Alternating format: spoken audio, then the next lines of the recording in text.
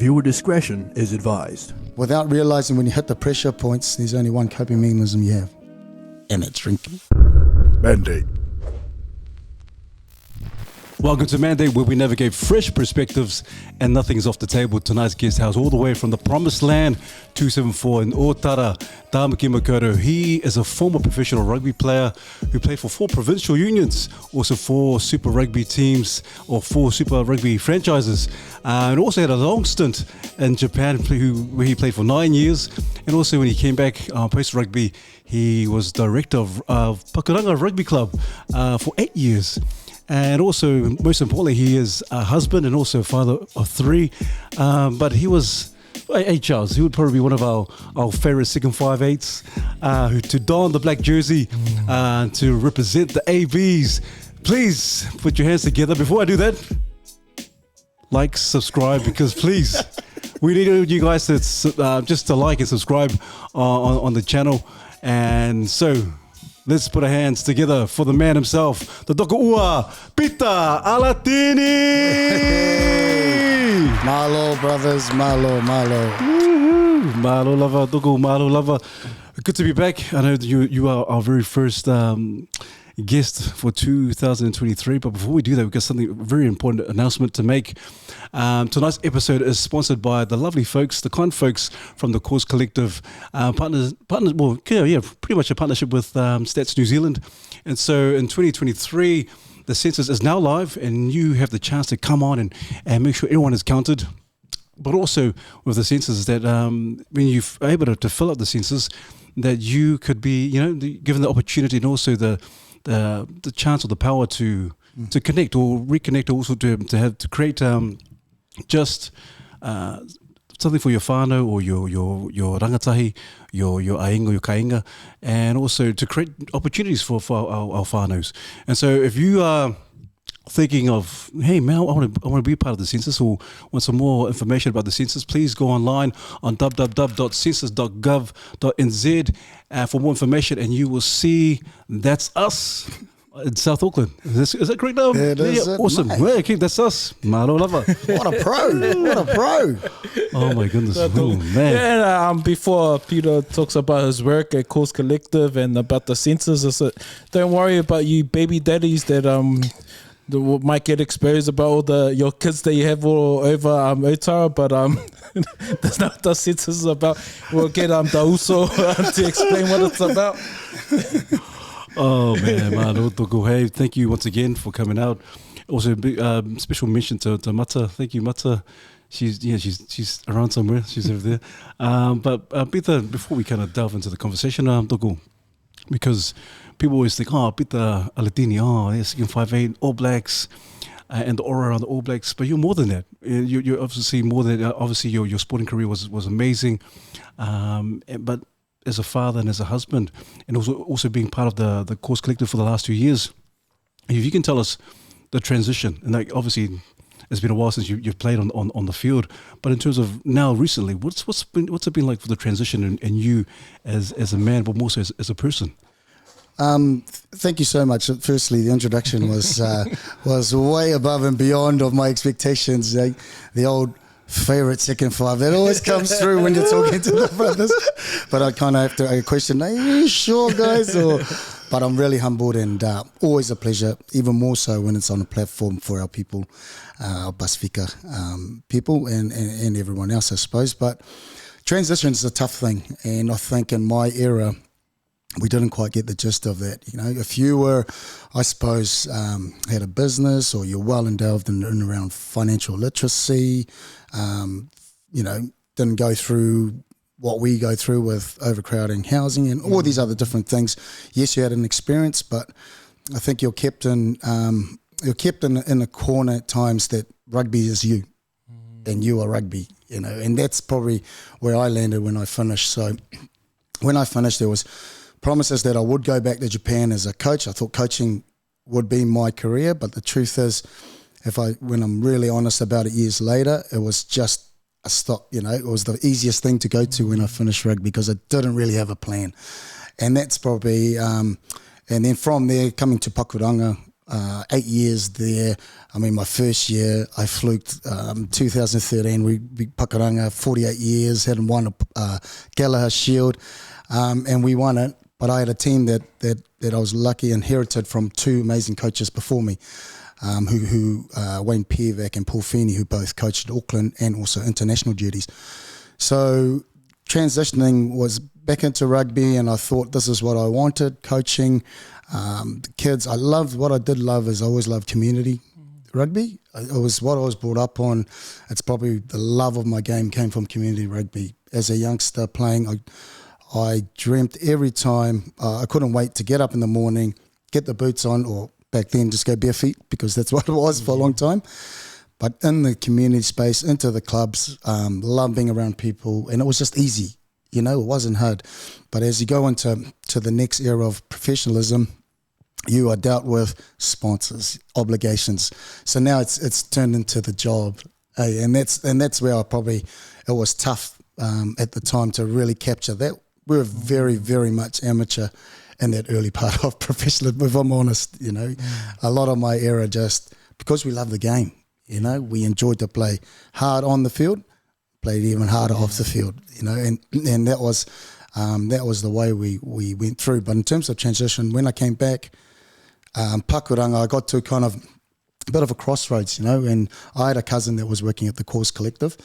And during that first COVID period, we were talking and we'd go for walks, and she'll be telling you about them and social change, and I was like, make out as if I knew what was going on. Oh, that's cool. All I heard was, you work in community, it's our people, you'll be working with this, and I was like, oh, that sounds good. But I came to where I knew it was the last 2 years of my boy at Kings, and he wanted to play he was in the first 15. For me, the rugby at the time, I had no real pathway to get through in coaching, so I really kind of felt like it was time to find something new.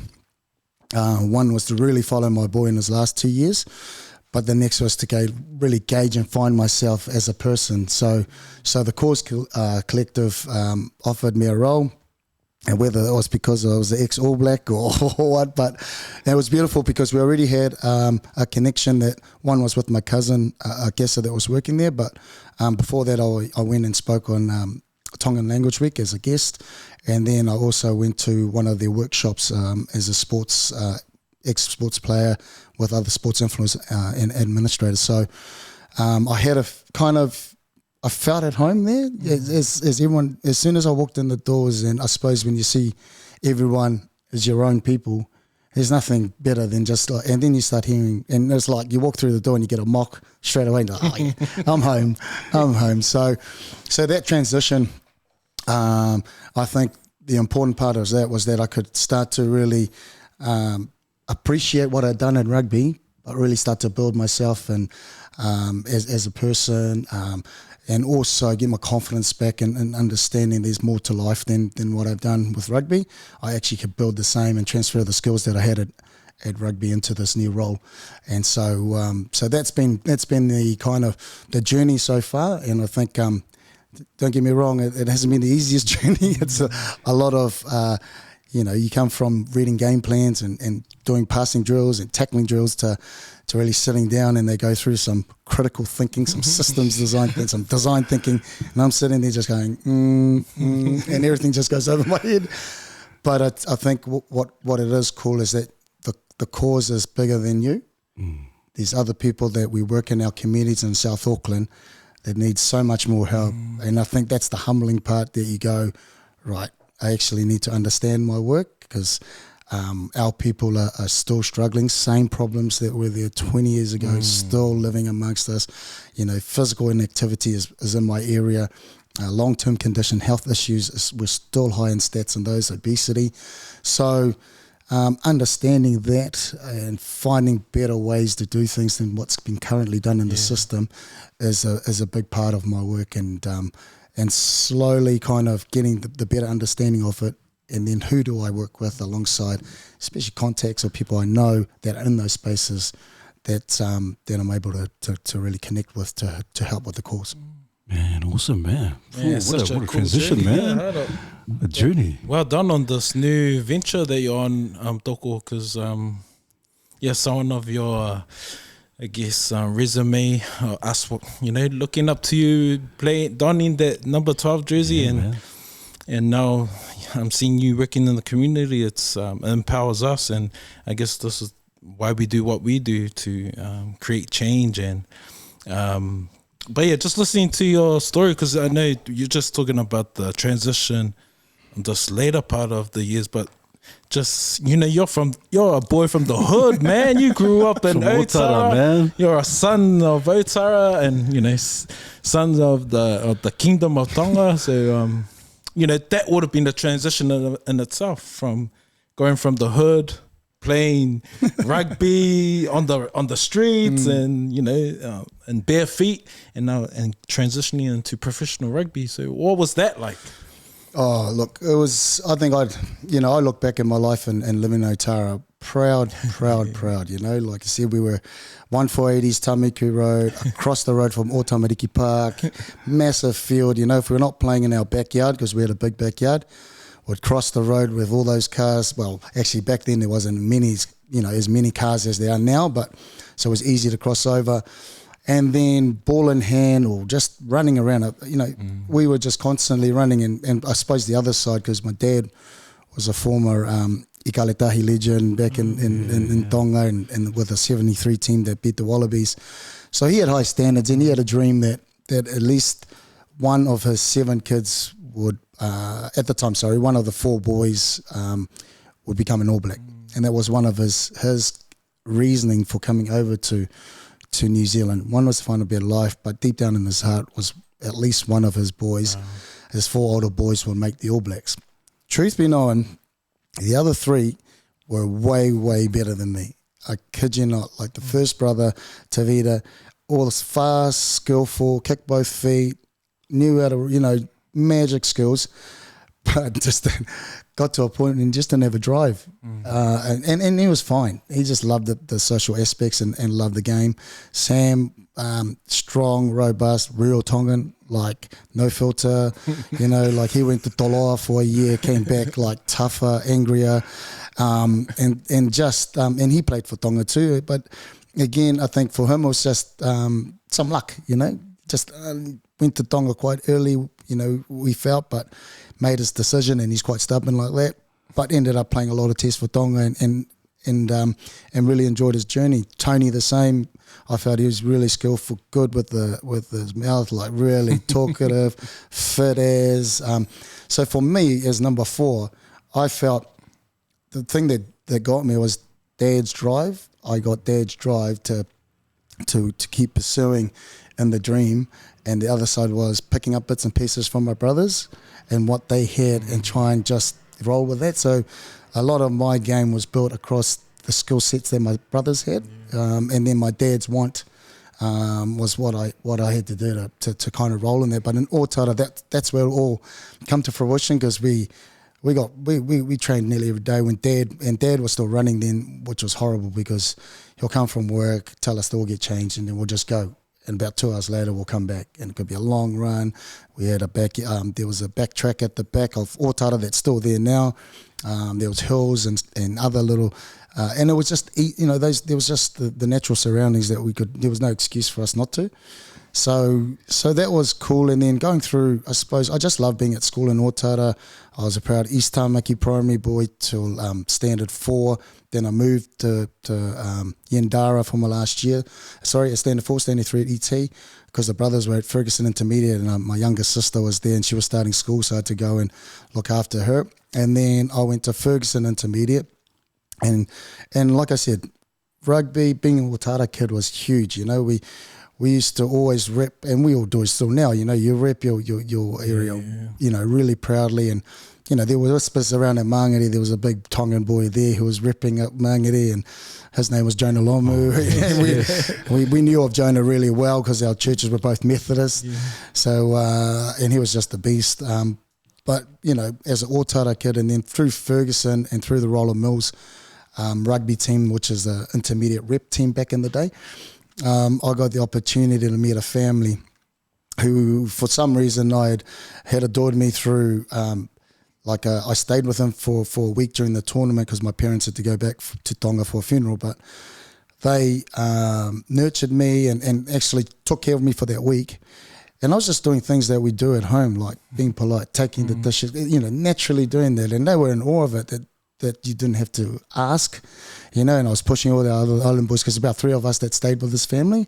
Hey, come on, we got to go and do the dishes. But this was in us, right? This was either that or you get a hiding. So I thought best that we just do it with our boys, and we did, and they, I think, just saw a part of how we roll in our culture, our respect. We're living in a different house. We make sure we respect everything they tell us. We do, and so through that relationship, the family decided to get me an interview into King's College.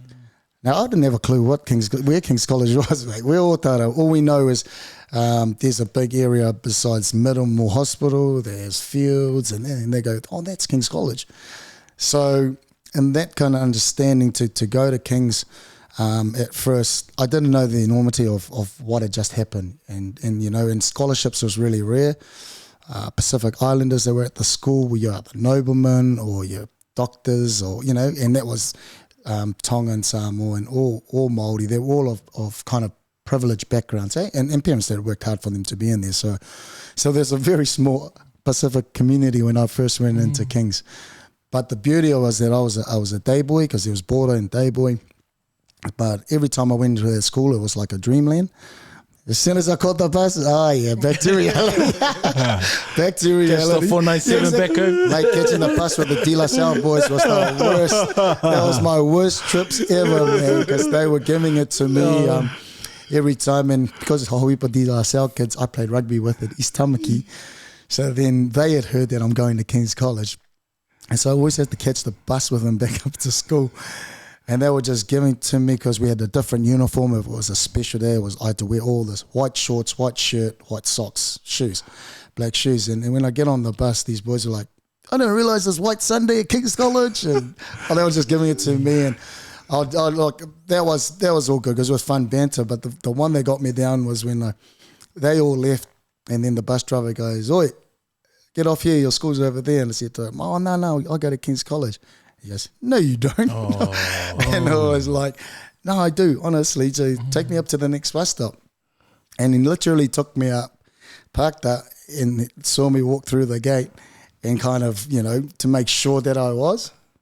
Wow. I gave him the old bird. And then I took off. I gave him the bird and said, stuff you. And then I begged my dad to, can I find another way to get to school? Because I suppose, and it was very rare for a boy from Otara to really, first to go to King's College, I suppose, and then, and that was probably the tough part, was finding a way. You're talking about transition, finding my way around. I'm around all of these kids who, have got lives that are pretty steady and settled, and the parents have got them through. And then with where I was living, we stay in the house. My dad created a garage because it was overcrowded. All the aunts, we were the house that filtered everyone who was coming from Tonga to start their life. So that was us in Otara. And my parents, it was tough, but they wouldn't have it any other way, right? And they were kind of always had a destined to look after all our families that were coming from Tonga. And, we used to complain around having no food because the aunties in them will eat it, or the church came through and ate it. But the truth, to be known, was like we were never out of kilt. Yeah, sure, you starved here and there, but it's nothing probably to some things I see now in communities, what they go through. So that it was always tough. It was always tough, and I think it was only about time where I would start to understand. And I've got to pay homage to my headmaster. I had a headmaster that really cared and took me through some pastoral care. I still had my family on the outside, but I think inside the school, if it wasn't for him giving me weekly checks and seeing where I'm at, even to the point where when I made first 15, I had no lunch. I mean, lunch was here and there, if you took lunch, you did blast through it. But as soon as I made first 15, he understood the meaning of energy and making sure you fit well. So I ended up eating at the dining hall. He goes, go and eat at the dining hall. We'll pay for that so you can So I was full every day. So make sure take a little bit for after training, so then I'm full by the time I get home and didn't have to have dinner. But it was that kind of care, I think, made a huge difference in the school. That was and I love the school. But navigating through it as a young poly boy was pretty tough at the time. Tough. Jeez. What? Yeah. What have it's just the whole trajectory just changed there. Yeah. Just the opportunities. Well, who knows? Like you could have went to TC, or you could have went to Hillary was our closest. Oh, yeah, Hillary, yeah. But at the time, my brothers were going to Old Eddie. To AO, because my older brother was, he was at those, they were all there. And then when he finished school, my brother and we had two cousins, one from Nauru and one from Australia that were staying with us, similar age. They all went to Hillary College. And then the second brother came to King's with me, which helped in the last, well, I was hoping it would help, but then he just caused more trouble when he came in. But he was good. It was really cool to have him in those 2 years before he left, and then by then I was quite settled into the school. Man, it's interesting. Yeah, Charles, it really is interesting. Like I said, just that one opportunity just changes the whole trajectory in terms of your life and your career, and just the journey in terms of your dad, knowing that your dad, hey, son, we're looking for someone to be an All Black. There's four boys, is it? 4 boys at the time, so I was the fourth, and then after that we did have a sister probably about 6 years later.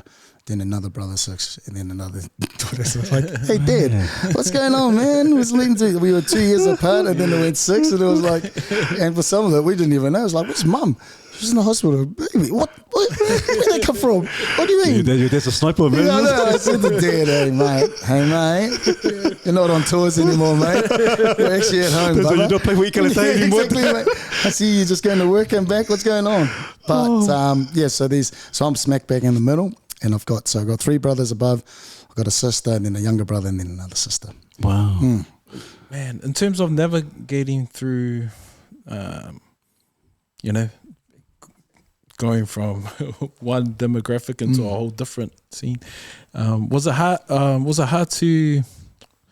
Or did you feel out of place? And then sort of touch on, like, did you know at an early age, like, what racism was, especially from your own people? See, that the thing with when I went to King's, I did, but I was still kind of oblivious a little bit. Hey, really naive. I didn't, I was just in awe of to be there at the school. The parents, the Balangi parents, the Wallaces, who are really, I'm still tight with them. Cool. I call them my second parents. Their family really did help me out in terms of understanding. They knew it was always going to be tough. So before that, they took me to meet some friends, got me acquainted with a couple of the boys that probably will start the following year. But having all that still, it was tough. I think another part which was really helpful was I met some kids that were like farmers, and so they were there, but they were kind of quite down to earth and grounded. Cool. And the ones that went, that's just, I couldn't fault them because this is the way they were brought up. So you know what I mean. But I had, I can't say amongst them that there was any racism amongst that group when I was with. And it was just, I think, it was just, if anything, it was just my own, like outside of the gates. I think it was hard for people to see. How am I going there? How am I going to that school, And I used to always joke that, my dad works 12 hours shift work to get me into the school. There's no way he'll be able to pay that. Yeah.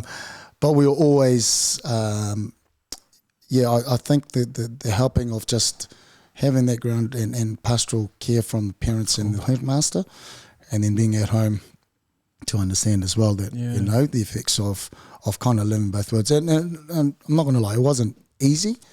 But I think as years went on, it was easier. It was better to navigate of where I stood and stuff. And I think at the end of the day too, when all was out, it was just bang, rugby. Rugby will kill everything. And at times, when you were performing at a level, things do kind of fall in your lap, and you're able to get better help and stuff. So cool, because it is, and as we do that. The support, you're given the right supports, the right resources, you young people, or anyone can just flourish. But you think of it, because you do in the course collective with the young people and the families that you're kind of working alongside and the programs that you're doing. Do you feel like, is there like something that's kind of missing? Because I think of our young ones, is the support that back in your day or our day, is it the same kind of supports there, or is there something, or is there, if times have just changed? It's just... I think definitely these times that have changed. I think support looks differently now for our kids, you know, like they live in an instant world, you know, the screens and everything is available to them, more information's out, and then from, I suppose, the responsibility of us as parents or caregivers is really understanding their world. And I think that's probably where we have a little miss between what we see as love and support and what the kids see as love and support. And then also, I think articulating our communication to the kids is really important. And I think I only know, when I talk about that, is around my experience with my own kids, where I thought, you know, I had my dad kind of discipline in me to roll, and I didn't really cut it right at an early age. And then my wife, me, goes like, you're not doing that to our kids. And it's like, well, fair enough. And then I suppose for me, it taught me that I had to really understand the word, but also the communication can't be abrupt. But I find as well, it's our communication goes AWOL too when our personal responsibilities in terms of a dad and being a father, husband, all that kind of stuff can get all mixed up, and so you're almost kind of just caught every time in the whirlwind, and so your frustrations at time, without even meaning, unconsciously are put across to the kids. Yeah. And they always think that you're always angry, and most of the time you're just tired, you've worked, you know, you've got other things to do, and you know, if you've got a lot of family members, then it becomes the worrying of, you know, payments and who else do we need to help, or so I think there is support. I just think that it's understanding what that support looks like, and we got to probably, it's more talking with the youth to understand their perspective and really hearing them too. I think they always feel their voices are not heard or valued. And I know that too, because I know with my second daughter Tiara, if I don't pay attention to her while I'm talking to her, if the phone goes and I'm just like, as she goes, Dad, are you not listening? I was like, oh yeah, what was that again, darling? But it's important around, I think, just having that, and I see the difference when you do that to our kids. They feel like, oh, Dad does care, or, you know, and any of our kids, I suppose, when we come through across, but you know, but we do understand too that there's just situations that are so complex within our communities that it's really tough for our kids to navigate, you know, and understand. And if it's not being communicated across accordingly, and of course there'll be a hit and miss, and then our kids will look for it somewhere else. And you know, they lose that sense of belonging, identity, and then that's where, you know, we start finding other things to try and fill the void, I suppose. Yeah. Now that's very good, because I guess it's especially for our gen, like the way we were brought up. There was one way, and so we listened, and then you couldn't really express it. And then when we end up having our children that come up in this whole different world, and man, it's hard to unlearn some of these stuff. So I really struggled with my first seed when she hit her teenage years, and you know, and I know, like, I keep on telling myself, oh man, I gotta listen more, but it's hard. So I'm just like listening to you, like some of the stuff that you're finding. How was that transition? That transition. Well, firstly, if you do the maths, my eldest daughter is 27, turning 28. I'm 46. So, you know, you can fairly say that when we left school, there were challenges straight away. So, my girlfriend at the time, Megan, who's my wife now, Megan fell pregnant when she was 18. And then we had our eldest daughter, Tanika, at 19 the following year. So I was 19 and Megan was, I think, still 18. But it was fairly new. We were young, you know. We were both growing up and raising a child. And to be honest, it was off the cuff. I mean, we knew, look, love, we had to love the little girl regardless and what they looked like. But we also both spoke about that we weren't going to also stop our lives and make sure, that our goals as such, as long as we're doing accordingly and make sure that our daughter is looked after and safe, that we'll still push on with our careers as such, and I think the first part was Megan was a fantastic, and still is a fantastic mother and a teen mum, and what she took on and allowed me to pursue rugby straight away when I left school. And I think that was between rugby and the context of rugby were easy to go straight into work. And I knew straight away, we need money. I mean, there's no doubt about it. Got to raise a daughter. And then just kind of that transition, and we can't, our girl that she was with us throughout, then Megan became True Bliss and I became an All Black. And we were able to do that with our daughter, and she was in the middle of it all the time. I think that was one of our keys, that we always made sure that she looked after, she always cared for, and she was never going to be a hindrance to us, if you know what I mean. And so, but as they grow and they get older and they want to do their own thing, and we were in Japan, and she was doing so well in Japan. We're like all together as a family, and then I think she turned 15, and then she came up to me, Mum goes, Mum, Dad, I'm different. I'm different here in Japan. There's all Japan kids. I understand everything, but I need to go home and go to college and kind of, rebuild myself to, an education system back at home. I miss having friends that I can just talk to. And naturally, of course, I walked out and said, nah, no, you're staying here in Japan with all us. We're all here as a family. But funny enough, we spoke and Megan spoke, and we just we can't deny the opportunity. We had her so young. She's our eldest. If we can't give her what she wants, we won't be able to, I suppose will be a fraction of our relationship that'll be very hard to put back at some point. So we all kind of sat around and agreed, and so she came back and did high school for 2 years. Yeah, she did 2 years here. We got into St. Cuss. She went there. So I had to keep playing rugby because, man, it's different from going from scholarship to paying, guys. And the old man was like, mate, I'm coming to the end of my career. Keep sending me, mate. But to see her flourish, it gave us, hope and happiness that we made the right decision for her. And she's just been a beautiful girl. Sure, we had you have these little disagreements, but with her was very easy, and I think we put that down to her growing up with us as a youngster. Whereas the other two, Tiara and Trey, who've been with us all the time. Tiara especially, I suppose she's so kind-hearted and strong, but she's really strong, and quite sensitive at the same time. So, and she'll speak out if she sees things, and catches Megan and I off guard at times. But I really respect her for that, because it holds accountability in everything we said, So I love her for that, and she just keeps it real, and she's got so much talent. But her and Trey are 2 years apart, so they're really tight, and I love that. It's so beautiful that you got siblings, and they're all tight together, and they're ruled by, not ruled, but they're really supported really well by Tanika, our eldest.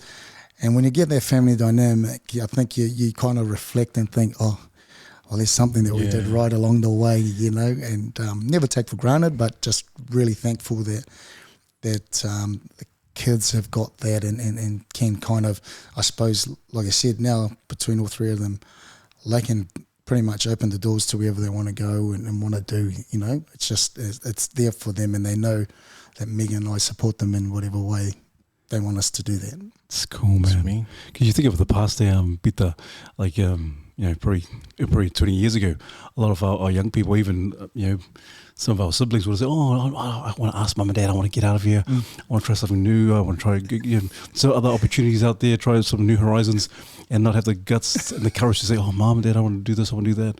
But for your daughter to come up to you guys and just come out straight up, hey, I'm, as a 15-year-old, like, Dad, Mom, I need to get out of here. I want to go back to New Zealand, finish off my high school.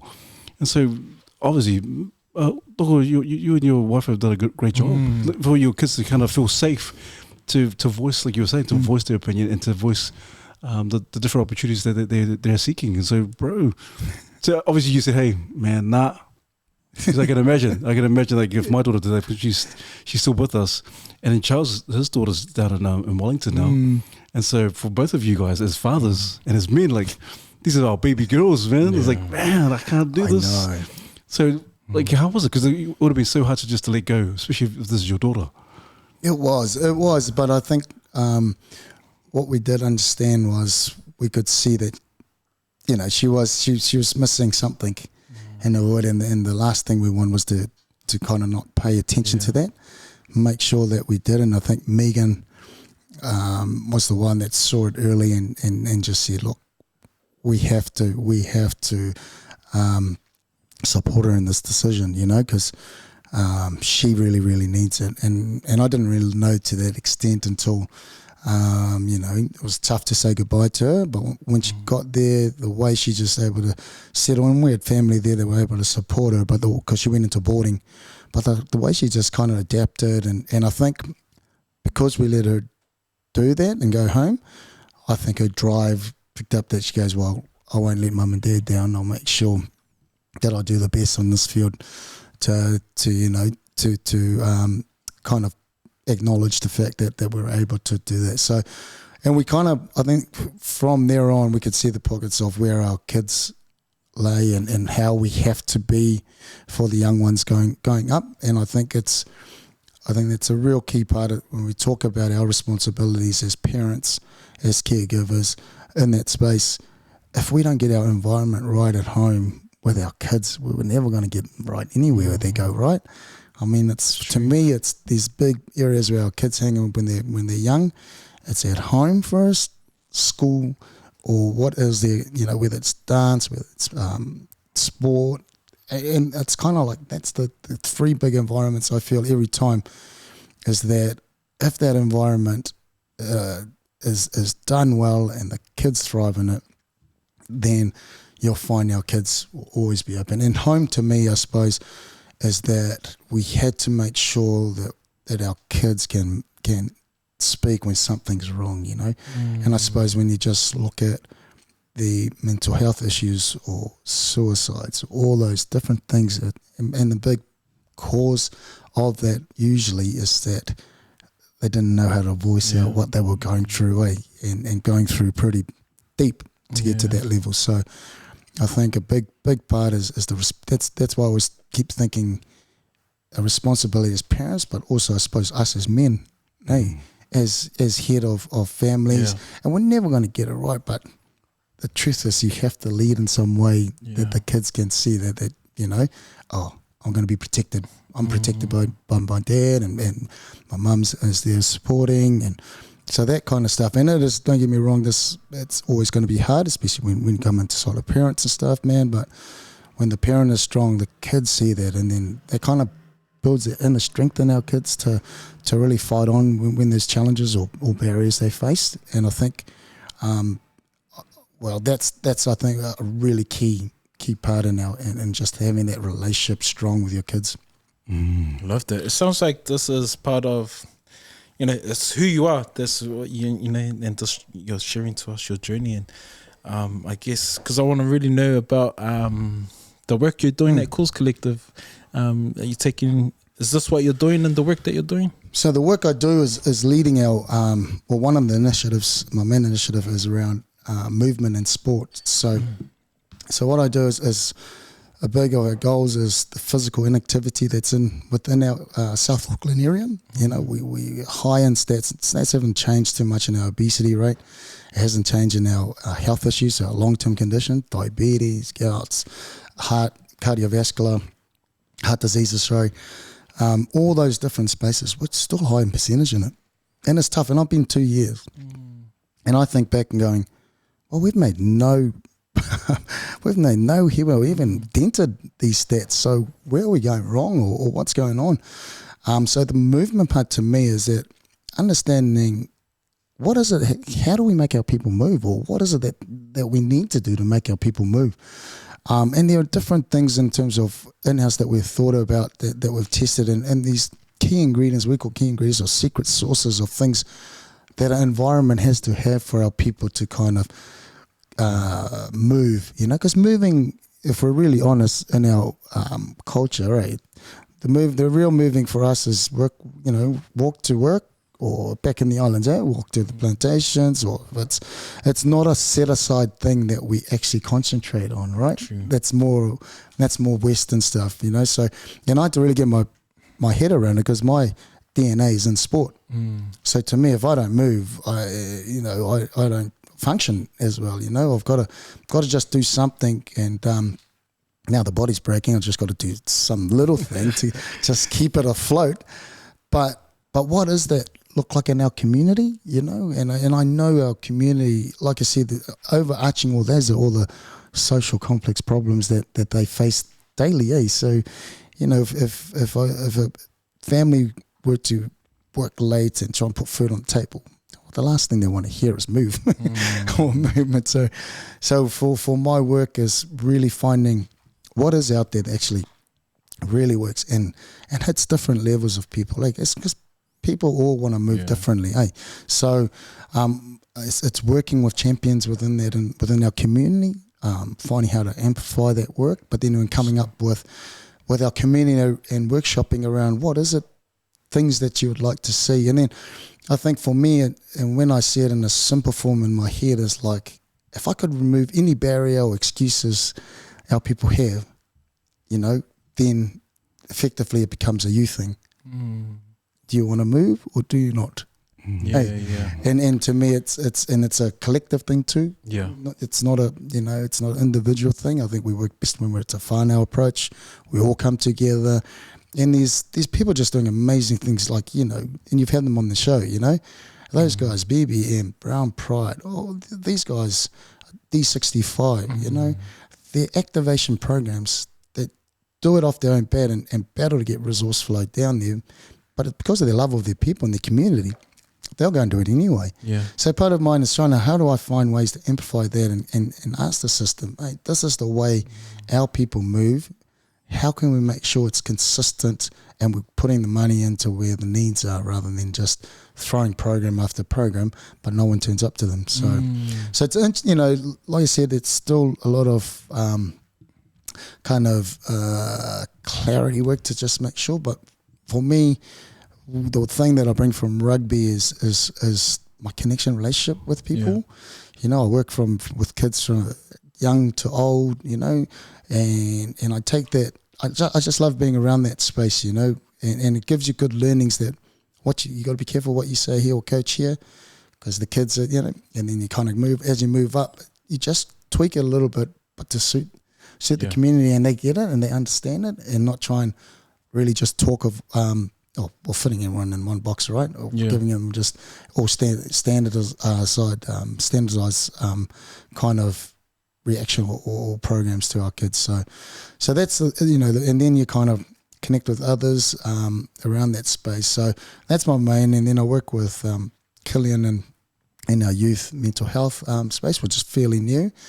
And then there's another little part that I work with another couple of colleagues, Dwayne and Weddy, and our food systems. So I'm really deep in the movement sport, but I've got to realise that I've got hands in these others. But to be honest, they actually all integrate when you think about it. There's exercises that'll, if you do well in that, it'll help with your mental health. Your food is a big part of what drives you, gives you energy, can be medicine for your body. So it's just really navigating. I know this is my main, but I know at some point it all comes together. It's just which part to different audiences do they want to hear first, that'll get them to a certain point before all the rest of them come together. It's good, man. Well, kudos to you, Pita, because it can be. I can imagine it could be quite discouraging to think, man, our people, and you think of our people and you think of the stats, and the stats can be quite negative, like, oh my gosh, we're the lowest or we're the highest in terms of health stats and so forth, even mental well-being. But what do you think? Because I'm just thinking when you're talking, you talked about in the beginning your passion about your rugby was about passion. It wasn't about becoming professional at that time. It was all about passion, and just you said functioning and moving, exercise, all that kind of stuff. Because our people, you think about centuries ago, generations, man, people on the plantation, fit, healthy. Do you think, because of all the food and obviously all the other stuff that's involved in being healthy and so forth, do you think the system has a massive part or a massive contribution or contributor to our health? Oh, absolutely. I mean, if you look at our infrastructure within our communities, right? I mean, the way it's all built, it's just, it's just nothing there that breeds success within our life. If you look at how many takeaway stores are all around in our shopping centres, how many alcohol stores are all in our states, and there's very few choices of good food, but then again, it's really expensive. So, and the thing is, there's so many options here that are cheap and easy and convenient for our people too, because we're so full on with work. Last thing you want to grab the stuff, come and cook, and then go. Hey, and usually both sets of parents are working. Yeah, because they have to. Hey, so there's a big part in I feel in the system and that, and then there's a part where we have to navigate with our people around the influences and just I think. Because there's a lot of things that have been put out. I just don't think it's been the right things for our people. It's the same jargon. It's the same, our health is poorly, but they keep telling. But does anyone do anything about it? Because they've heard it so many times, So what is it that key communication that you can put across that will connect with our people then, And so the system's definitely got a big part to play in it, but I feel there's a part there that we have to play in terms of working with our communities, working with our champions, our influencers, really making sure that our comms and different things that are coming across to our people is the right thing, and then they get it, and then they can all work together to go, look, really easy in terms of words, but the reality is, as I've found, it's tougher than it is, and you've got to go deeper and unpack different things to really get that to get an outcome out of these things. And most of the things I suppose we do is probably a settler for years to come. It's not even probably here to make it, but I think there's different areas. If we get the right influence and hit that mark, then hopefully there'll be a start to really tune wheels for our people to be better going forward. Yeah, that's cool. Well, I'm happy you didn't give us a PC answer like, the systems. Yeah, because sometimes people might kind of, hey. But, but you're right. I totally agree about it, 100%. Because you look at the system, you look obviously westernized system, and for our people, but also I like it that you said as well. But hey, this is the system. But at the end of the day, you have your life. It's up to you. You take ownership for who you are. And so for our men as Pacifica, but men in general, what is it? What is it that kind of, there could be a plethora of things, but I'm just saying in your findings and what you've done and so far and what you've seen, what has been the number one hindrance as to why our men don't want to get up and get active? It's funny. And first, I'll go back to the system. I think what we got to know too, the system's actually not designed for us. The system's actually designed for those. It works for the people that actually it's designed for. So for us, is what is a Pacifica Maori system that works for us? That'll get us the right things, and I think we've got to make that clear too. But in terms of where we've come to and understanding the main problem that we came up with as a group is that there are no compelling reasons for our people to move. It's not compelling enough for us to move. Like we spoke about before, the social complexities of their problems, the issues that hold things in place, that it's not strong enough to move. It doesn't give them a big enough drive to move. So when I think about our work, we've got to find the cases, different areas or pockets of things or evidence that shows it actually really compelling to really drive our people to go, man. And us, man, it's like it's a movement. You've got to create something that's big enough so that people can go, man, I want to jump on that. And kind of you figure out everything, because what happens when you start to, I feel, when you get into, you're full of emotions and stuff, and then you feed in information accordingly. Well, if if you kind of just cut a little bit of this, or even them, you actually question how you feeling. You feeling better from the first time we did this? And most of them go, actually do.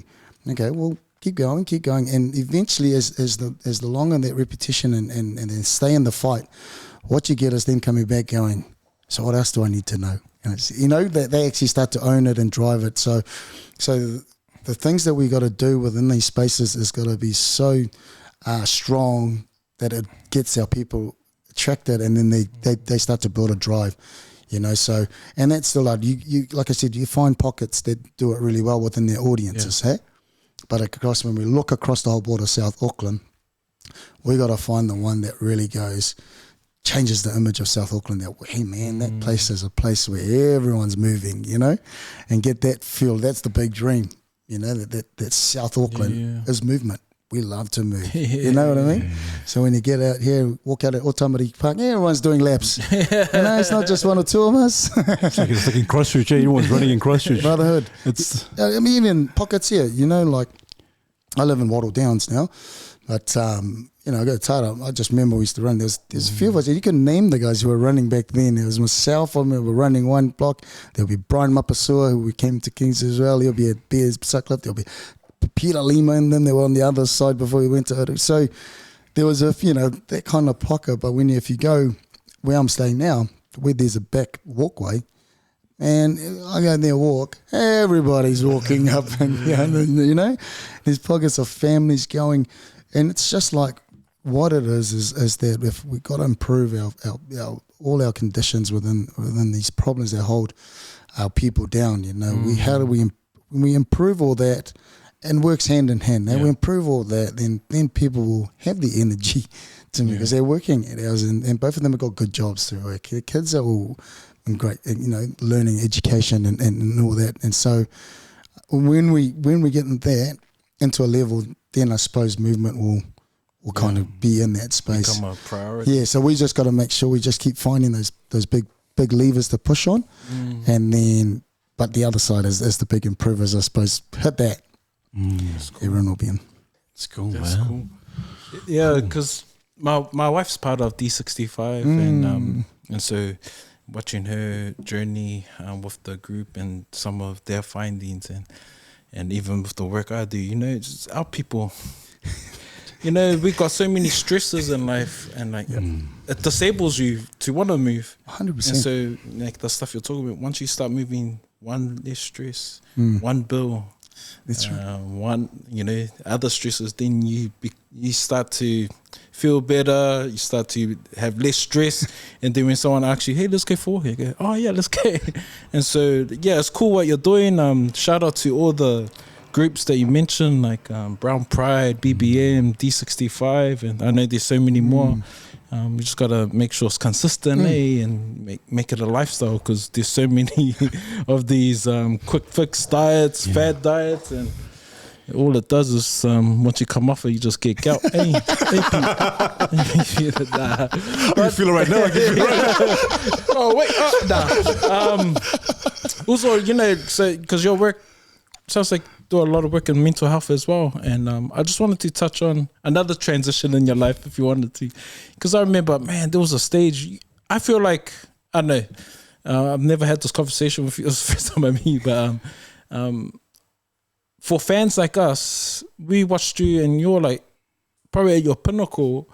And man, there was one stage we had the best backline, the Hurricanes, and I thought that was our backline for the All Blacks. And there was a new coach. I feel like your career was ended prematurely, and it was like everyone from our era, everyone that was diehard fans would go, man, how come Cullen and Alatini didn't get picked? All us couch coaches. Just name the coach. Name that coach who ruined it for But like, how was that journey for you? So like, are you able to share? Yeah, for sure, brother. I've touched it on a couple of times around it. I think that was the toughest time of my life, and it really, without knowing, it did have a bigger effect than I realised at that time. I mean, like you mentioned, I was kind of just come over. This was my third coach, so I've been in the All Blacks for 2.5 years. Wayne Smith is my third coach. Just as I'm starting to get him under my belt, feeling good and actually feeling, comfortable in the fact that here I am as an All Black and I'm actually performing to what the jersey holds and what it states, because to be honest, the All Black culture and also the club is a very exclusive club, and a very privileged club to be part of. But man, it's tough, like the easiest part is getting selected, and you've would have heard this a lot. But when you go in, you've got to navigate where you are, because it was still quite hierarchical back then. So backseat of a bus, you got your older boys and played a lot of tests, and you work your way to it. So new boys will always be at the front. And you got to there was a mannerism thing, how much you say, what you do. And I was kind of got it, but I was a part of that change, earn the right. We're the same. We just got selected together. Whether you've played this many tests and I played this much, if we select together, show me that you're the man, and then I'll give you my respect, and I've got to do the same in both parts, and we hold each other accountable. But it was really tough to navigate in my first year, and because I was always I was kind of the number 23. They didn't have a 23-man squad then, so I was the only one who couldn't play, So that was hard. The first year was awesome to be in, but really kind of struggled to feel like an All Black that year, and that was 99, and I went to a World Cup.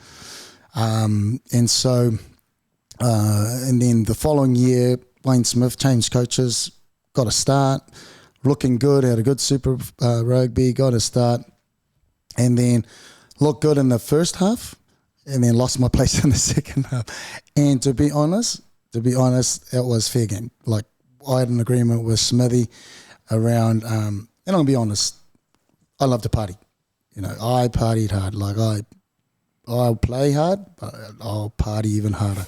And that was the upbringing of, and I take it back to an education in alcohol and drinking. Like, around me, when I grew up, man, in the garage, everyone's saying, it was like, oh man, you have to stay late. You have to be the last man standing, And I hit that at an early age. And then, so I suppose without realizing, when you hit the pressure points, there's only one coping mechanism you have, and it's drinking. So the more pressure I got, the more I just, like, as soon as the game was finished, oh man, I just wanted to hide myself and get into it, And then we had agreement with Smithy, and he goes, nah, mate. Because I was like, he found out that I was always out after each test and stuff. He was like, you're going to have to earn your right again, which was fair enough. Like, this was at the end of the 2000 tour, and then kind of just part of the tour, worked hard, trained hard, and then gave me a clean slate and said, 2001, let's go. If you live up to what we spoke again, and challenge, and you play well.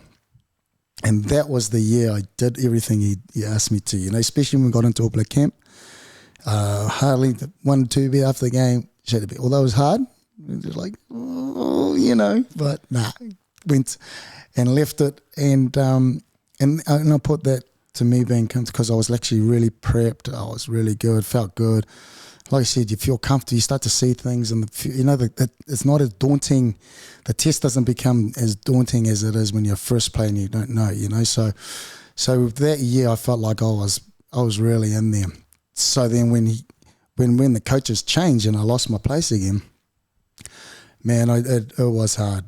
It was hard. I went on that tour, pretty much I could feel it was my last tour with these coaches. And I think I fought so hard to get to the space I had no fighting in. And then I left Otago and I left Dunedin and went to Hurricanes to have a crack there, me and Tana, and it just didn't work. And then I got injured. And so I was spiraling down and down. So again, my coping mechanism was always the drinks. And then it got to a point where I got injured, out for the season, and then we just had to make a decision. And I was only 25, and it was like, at the time, it's like, I'm done. Let's go. And Japan came forth. So then that's kind of when. But what was hard about it was too that I thought I dealt with it, and then it would always appear up when I'm drinking. Always in the back end of here. They always watch games and you kind of think, oh, should be still there, you know. And it took ages. I'm not gonna lie, it took ages to get through it. Went through a lot in my journey, but what had come to fruition around it too, and a whole lot during that match fit program was really kind of taking it back and going, wow, if you don't really deal with those experiences, how much does it weigh on you and just keeps holding you and just keeps kind of festering in you and pops his head up every time you go into that space, you know.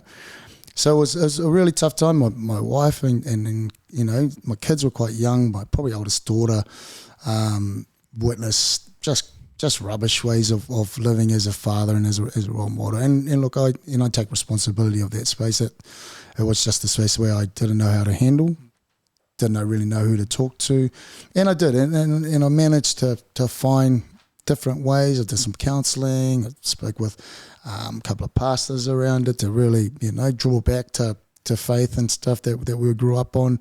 But I think it was the space where I think when you get to be happy, where you find a little happy place, and I really do acknowledge when I came into the Cause Collective, because it kind of, rugby wasn't part of us. It took me away in the environment, but what it got me was it wasn't about me anymore. You had to always think about putting others first, and then that kind of rolled through around my relationship with my kids and family, and then even with alcohol now, like, you know, before I used to just like, oh, touch and go, should I? But I think what I know now is that I enjoy to have a beer, and I love to have a beer with my mates and all around and have fun. But I think it's because I'm more in a better place. I'm more conscious when I drink, you know, get a little bit silly here and then, but you're able to switch back. And I think when you're kind of dealt with it fully, I think you have released it. And I really wanted to, because my kids were at the space where they can have a beer and have a drink. And I want to make sure, like, I didn't have the education. I always tell my boy, it's like, mate, no one likes a sloppy drunk. Everyone will look at you and laugh, and you think you're funny, but at the end of the day, you're a sloppy drunk. Yeah. Don't be that guy, you know. and thank God they're good, both of them and all my kids. They're beautiful. They enjoy it. But I always like, and that's the only thing I said, mate, Dad's been through it. You know, all I'm just saying is, like, you don't need to go through it. You actually enjoy better. You have better nights. You come home, you're all good. So, and if you fall, that's okay. Acknowledge it, and then come back through. So that kind of, weighed heavy. I mean, those experiences are tough, and but I'm happy now when I sit back, I can see it, and I really do appreciate my time. I think the good learnings have been, and the thing is that once an All Black, you're always an All Black, and improved when we're all together as old boys. When we come back together, it's hilarious, you know. And even old boys, you'd be telling your stories like, oh, no, mate. No. It was like, oh, okay, here we go. But it's beautiful. I do enjoy it. I love listening to those before us. I love listening to those just after us. So I think you start to find a meeting of appreciation for what you've done for the jersey, and then those, you know, those to come, and those current, and also just put on a light for all our kids who are aspiring to be part of that group, to go for it. Yeah. That's awesome. Malo lava toko, because, you know, those who may be watching this and listening to it, especially these young athletes who are aspiring, like you say, who are aspiring to be an All Black or Ikaletahi or Tosa more, you know, just to share that story, because people are like, oh man, and for those individuals, some of them might be, the drink is the only way for me to kind of suppress or kind of deal with my stress or my pressures or pressure. And so for you to even share that, Toko, man, props to you, bro. But throughout that ordeal, in terms of the drinking and the spiraling, you said your happy place. What was the happy place? I think the happy place was really, I think the identity piece that I just thought rugby was who I was defined as. My happy place was actually, man, I look back and look at the happy place is what I achieved as Peter, is, you know, when I was at school. You know, these little things around as a dad. You know, my wedding, or my kid's birth. You know, the great family times we had in Japan with all these other Japanese families. You know, come back in the community and just being with your own community, learning more about yourself, learning more about your heritage and your culture. and for me, it's not hard to be. I think it's just a clear mind and understanding of who I am and what I live for, and it's not hard for me to be, but have fun, because part of my life is around that. I love high energy. I love to be people with high energy, even times when you're down. But it's like I always see around things. It's like, man, if you get any down, you're going to be in the box. So you might as well get back up and keep living, and while you've got the chance to, right? And I've lost too many lads in our game way too young, and just people we know, it's it's touch and go nowadays around those things, and I rather do the best I can to say, I gave it a good crack around my health and my life, but I still have fun, rather than just let it go and kind of, and not think highly of yourself, I suppose, is just the self-respect to really want to be that way and live. That's good, man. That's awesome. Yeah. Cause I remember when I was an athlete. We talk a lot with celebs and people that we put high self-esteem, and also got family members that played overseas, and so the transition from going from something that they've been identified as, and being someone that everyone knows is, this is the thing that got me here. It's hard to transition out of it, and it's cool to hear your journey, because it's like, I'm more than an All Black. That doesn't define who I am. That's what I did for the season, and you're in this new season where, man, I'm a father, I'm a husband, I'm this community worker here to serve others, and so it's cool to hear, because it's, when we're watching that program Matchfit, it seems to be that struggle, and the cool thing about you guys coming together is that all of you's on the same journey, so you know the life and the transition afterwards, and so there must have been some sort of healing when you guys are sharing war stories and talking about, man, because some of them, man, it was heartbreaking, it was heartbreaking. Cool. And these younger generation, they don't really understand who you guys were during that time. So share to us a bit of Matchfit.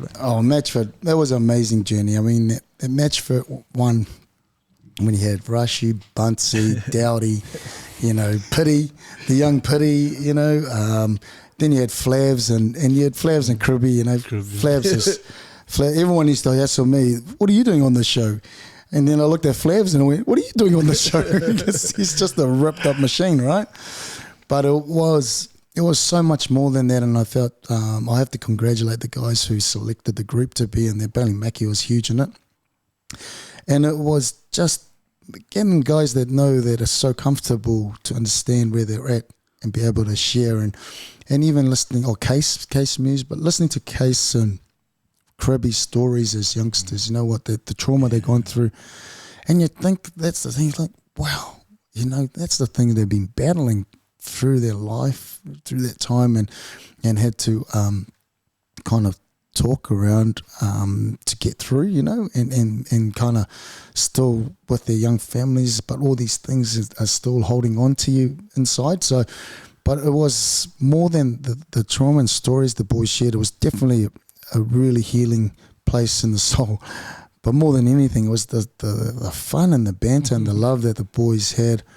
And it made us kind of together how much we missed that environment.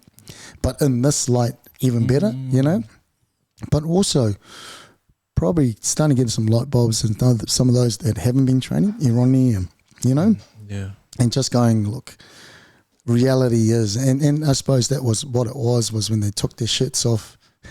Sad. That was the funniest thing, because me and Flares went and did ours, and there were no cameras around, and then we did our. I was like, is the boys going to call in? And they were like, no, don't worry about the boys. We'll get the cameras in first. Cameras. The cameras came in. He said, call the boys in now. Boys. I said, are we doing it again? He goes, no, we'll just get these guys. So me and Flares are sitting there going, good luck, boys.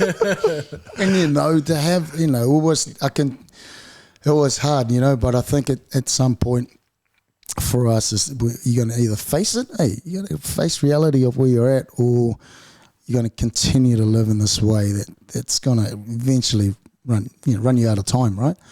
So when Graham Henry took his shirt off, I was like, oh, it did off first. And the man just whips it off. And then we all looked at each other. I remember Rashi sitting and he goes, trust the pala, you go to it first. But because it was so but it showed courage for him. Like we were all like, we were quite shocked at first, and then we all giggled. And then we was like, hurry up, boys, start taking it off and get on those scales. But one was the reality of them hitting it, and then what came out of that, we read our results, was like, let's tighten up and let's do something about it, and we can have fun while we do it, you know. So that was that journey was beautiful, you know. It was like we got on tire, we did all these trainings. Oh man, some trainings though we all wanted to die, you know, like. But then when I felt like I was dying, then I look at the poor other boys like, oh, I'm all right. I'm not as bad as those folks. Because we had heart monitors and have a big screen, and each time your heart goes up, a colour changes and you earn an amount of points. And I just like, you know, we'll be just under, right? And usually it starts at white. That's when you're low, and then you go grey. Then it goes blue, green, yellow, red. And we'll just be on the bike at the beginning, we go bike for about 10 minutes and look up. All the brothers are on yellow and red. It's like, hey, calm down. It's only warm up. Come back down. But they did fantastic, and we were just, I was stoked. It was a journey for all, but it was awesome to see the boys that start to really click into, look, I've got to look after myself. And big kudos to them, because a lot of them have carried it through, and now they know too. You just got to chip away at it. You can't.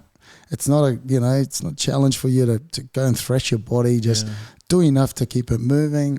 And then obviously we know the food part is the other key ingredient part for you to live healthy and longer, is just making sure that you can control that to a certain level, but control it that you can enjoy it, not kind of, you know, violate your food kind of overindulge. Yeah, you're right, man. But you're still in good nick, man. Look, bro, Charles, the man just comes in and stole a snack. So if you can take off your shirt. The camera's wrong. What I really loved about the program was because, you know, for the viewers, when we're looking at these men that we look up to, and these were like macho men, you guys were like exposing yourselves and the stories that were shared.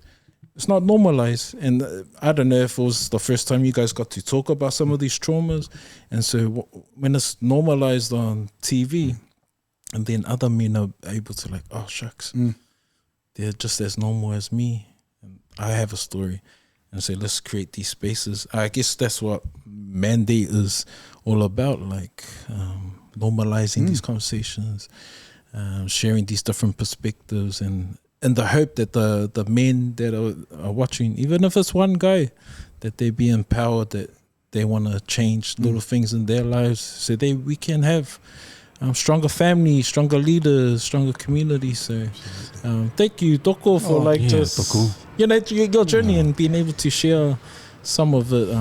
It's really empowering for us, because Pete's, you know, last time I saw Pete was last year, and now he looks like a snack as well. So he's been doing some work, eh? I saw Pita. I was doing some push-ups when I saw Pita. Oh man, we should to the toilet. But it is. I just reiterate what Charles is saying. It is, whether you know it or not, whether you like it or not, Pita, you are someone in our Pacific community, but not only in our Pacific community, but in Aotearoa, New Zealand.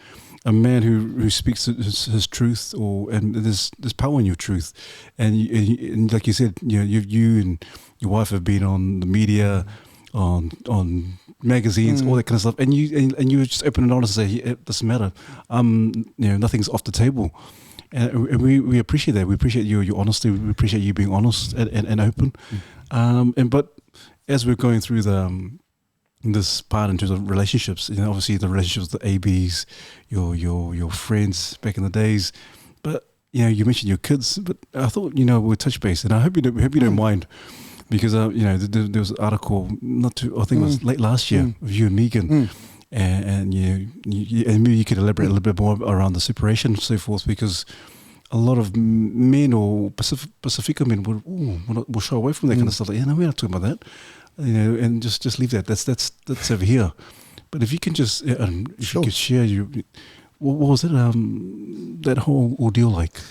I think it was definitely, again, just another challenge that life puts on us, eh? And for me, it was during the COVID. I think Megan was really heavily under the pump with her work. I was going through a new phase in terms of phasing out of rugby into this new role. So I think we kind of reversed in a way where I started to really see where I want to get to, and where she probably had done all the heavy lifting for us for a long time and supported, and I didn't quite get that at the time. And I take full responsibility around decisions that I'd made that actually hindered our relationship right there and then at the time.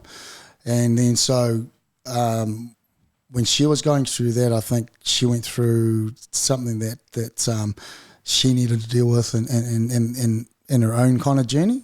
And it was pretty tough, but like anything, and it was really, it was quite foreign to be in the space. You always think, man, you hear of separations and you're like, oh man, that don't happen. Man, in the same boat with heaps of my mates that I know that are, so, but I think what it did to me was, my kids were still at home, my two young ones, and then Meg had decided, because her work was mainly in town, so she went into town.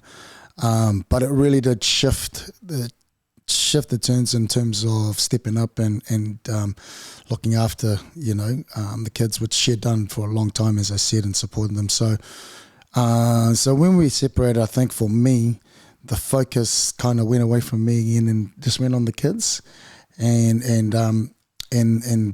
it wasn't easy, but I could see I didn't want us, and we both spoke about it, we didn't want to make sure that what we're doing is going to affect the way our kids grow up, and they don't deserve that.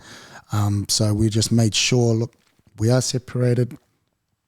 What it goes, because, we're legally, we're not together. So, but we did make sure it's like if the kids want something, either one of us, must be there every time to really see to that. So, and because I think I was home, I was more prevalent to it because I was with the kids. And then I just remember always talking to them around, look, if there's something you want to talk about and that's affecting you, don't hold it in. Talk to me, or have you rung mum? Make sure you always talk to mum, even send her a text. And so it was tough, and separations, and for me, we both spoke about that. Look, if we are to come back, we're going to make sure that we have dealt with the things, and we don't look back, and we make sure it's just not about the kids. We've got to actually love each other and want to hang. And we knew we're at the end of our time with our kids, right? So, if it ain't going to work, and we're using the kids, when the kids go, it's like, how are you, mate? So. But it's difficult times, and I can see how it can. I honestly think that if I was probably still in rugby, if I was still coaching in rugby, I don't think we would have made it. I think I would have been in the same. Probably I would have limped back into, because we're separated, and I would just gone back into my groups and kind of find homage back in that. But I think because I was at the cause, focused. The work, focus on the kids, and then really just home, get me at home and just kind of trained. And so therefore I could understand and kind of, I suppose, like I said, really unpack where I went, talking about responsibility of where did I go wrong and what I went wrong in is how to just make sure, I can't fix it, but how do I make sure I get better, that I can do things, accordingly, should we be back together or going forward. So, and it was like I said, it was it was hard for my parents. It's hard for my siblings, and I never gave them full detail around, because I just felt it was privacy. I needed to also respect that we're going through something, and I didn't want to go back and forth. Now we're back together, or and give them updates. So for me, it was just easier just to, I'll leave it within in my family and we'll talk about that. And I'll just, and mum and dad were okay to a certain level. And then I suppose when we just started talking and working on things as it was closer, we kind of made the decision, look, we're on and we'll work on, go forward or we don't. And we decided to, and then I sat down with my parents and look, I don't want to tell you guys just to make sure that we're all good before we even came back to you. And then by doing that, mum and dad were in a much happier place. My siblings were too, Megan's family as well. And so, but just because you're back doesn't mean it's all, rosy and stuff. There's so much more. Yeah. We all know that with your relationships, if you don't water it, won't grow. You just got to keep at it because you do can turn back into old ways of,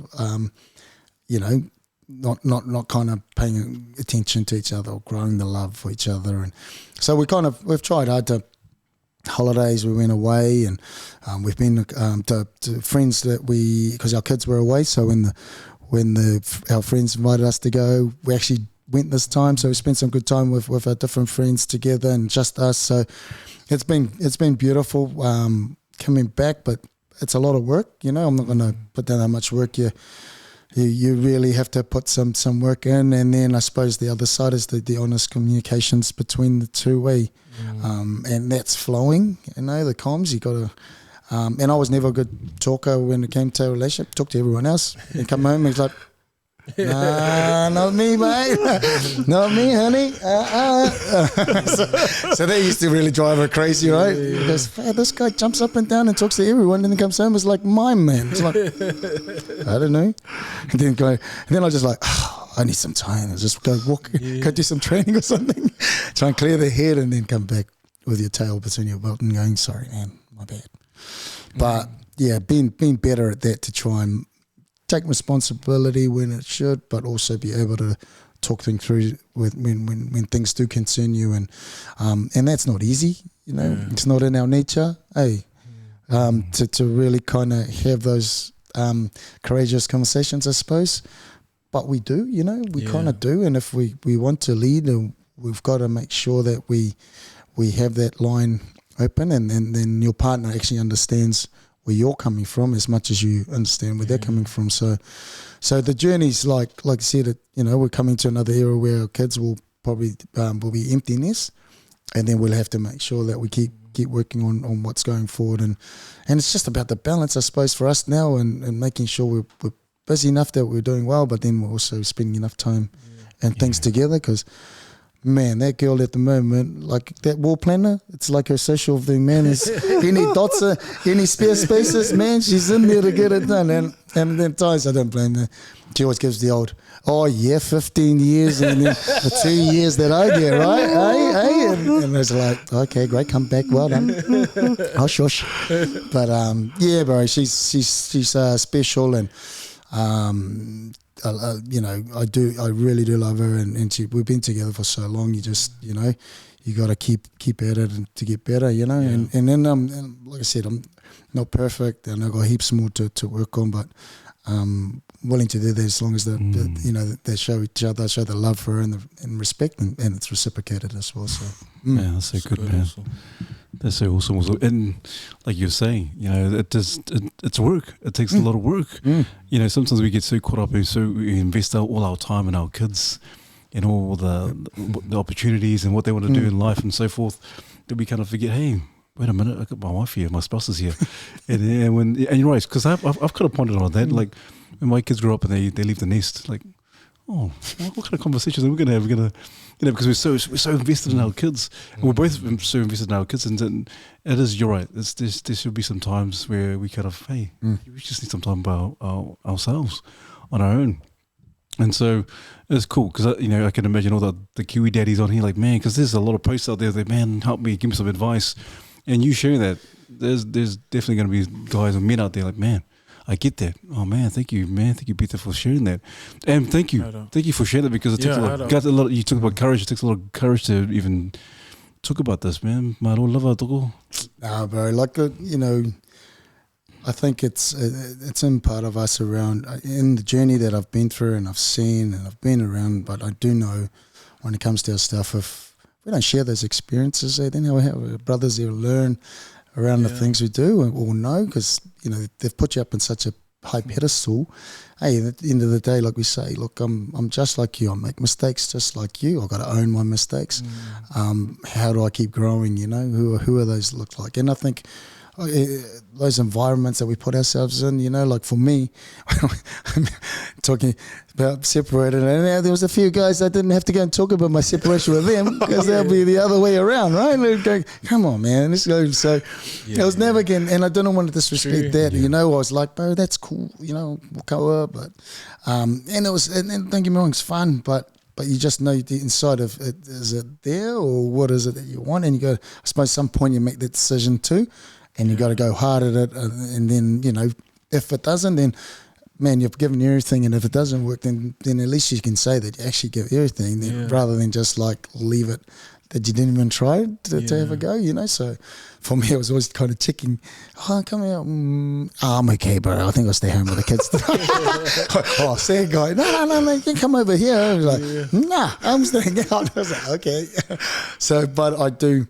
And it's sad that there is a lot of, separations and then some that you can kind of see from afar when you hear it. Oh man, never have thought that would happen, but we just never know. And everyone's own environment and their sanction, it's like only you guys know, and it is your business. Hey, and it's up to you guys to how that looks and works, but.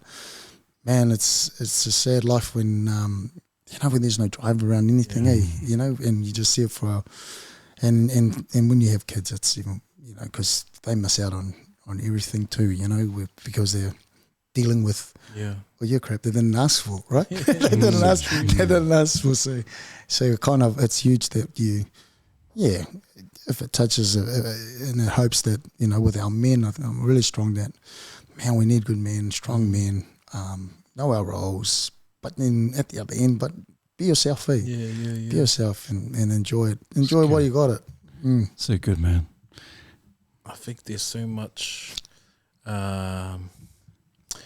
things that you've shared that would really resonate with our men. So it'd be cool, like, because I'm really mindful for time as well, but just like, what are some key encouragements you have for any of our brothers out there?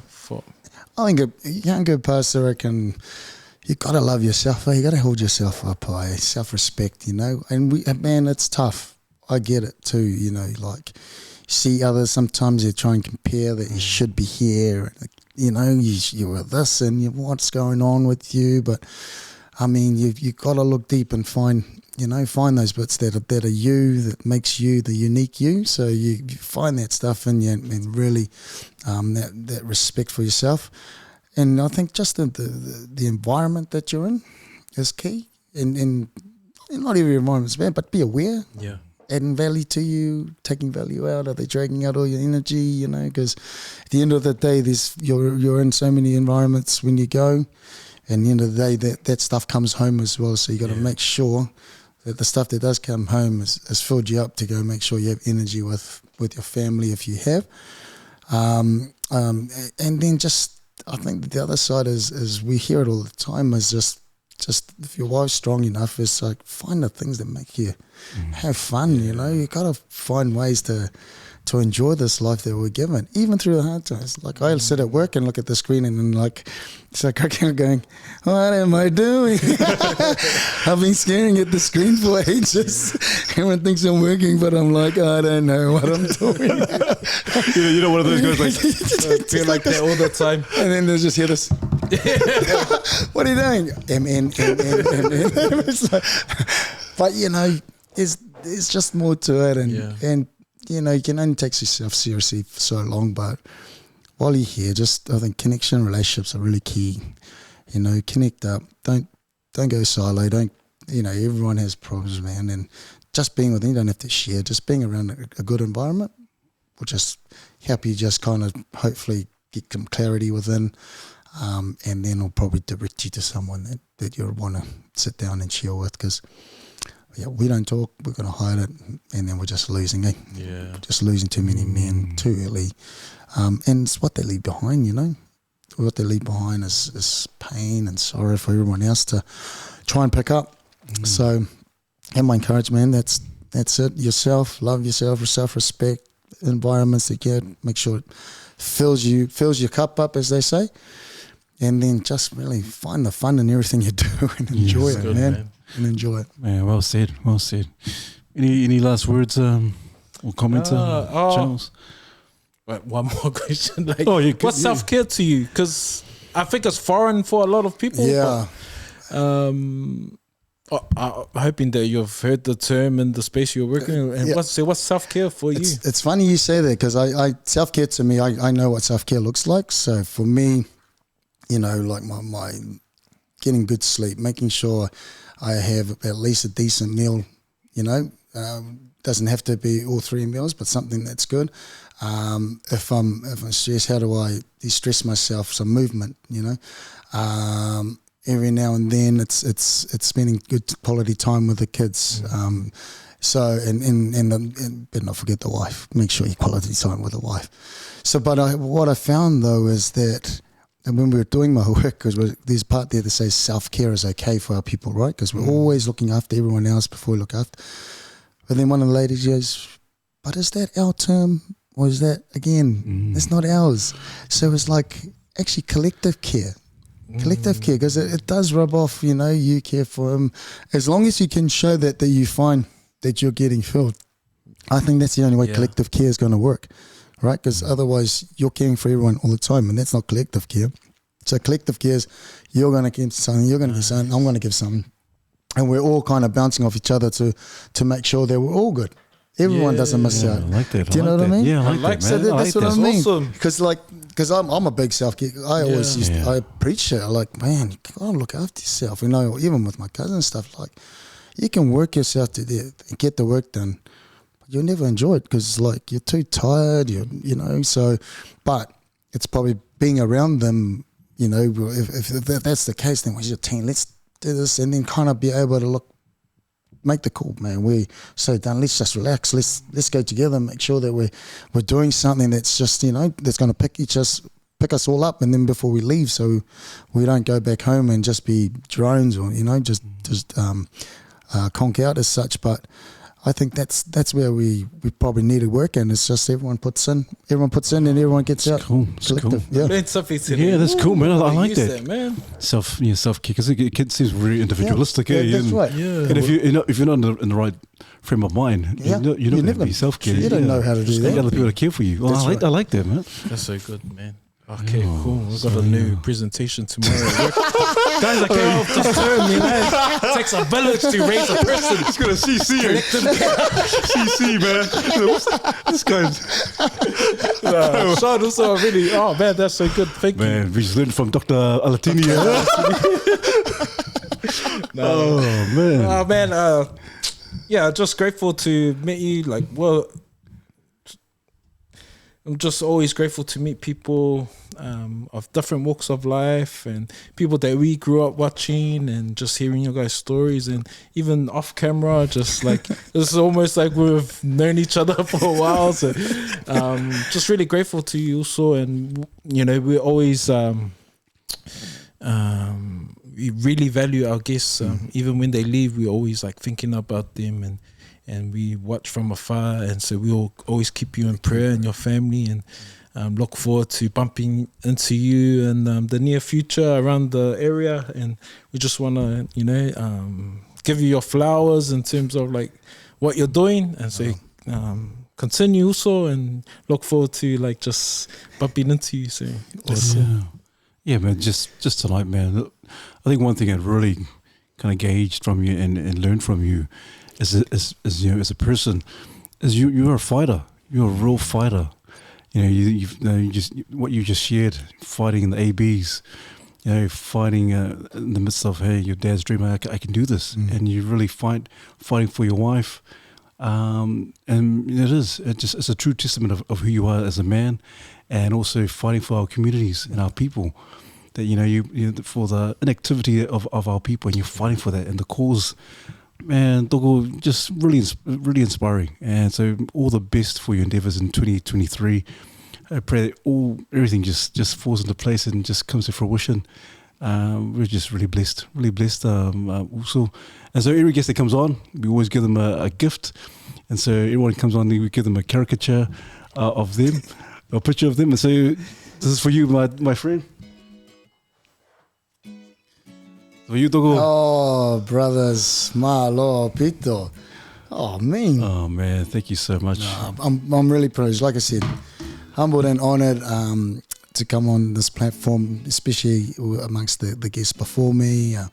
Fantastic men that so much respect for and doing great work. I'm just happy I'm able to share a bit of my story and hope it empowers others. Like we said, if it's one, fantastic, but it's just so cool to be amongst those, and thank you and you both, and also the production team for the opportunity to share and like I said, feels like that we've known each other, but it'd be cool to keep connecting and just keep sharing and helping the way we can for our people. Oh man, I love her. Just a bit of a plug-in of the census once again, Pita.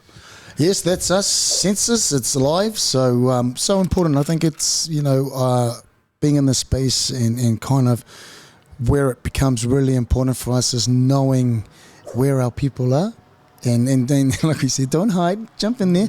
But then that's where we can see where the need needs to go, because, and then we can find all the other needs that within our community is because it's noted and we see it. It's not around trying to hunt you down. It's about probably when we get understanding what's happening within our community and numbers and where we're all at and what they do, then we can tailor-make what we're trying to do to make sure that the services is going to the needs rather than always guessing to where we're at, and so please jump online and fill that out for us, and we'll make sure that we're there when it's most regarded. Malo. One more thing, Pita, is there anyone that you can think would be ideal to come on the podcast?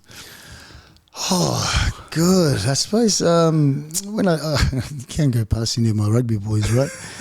But I think Powell, I suppose Pity's good, and I suppose Cribby. They've got some cool stories around their life and how they've had to overcome different things to keep going. There's some sad truths around losing people who are really dear to them too early, and how they've had to navigate themselves through it. But all the same, they're fighters. They're strong men. They're kind of and they're funny. They love to take the mickey of themselves as well. Especially Cribby. You might not get a word in with Cribby if you get him.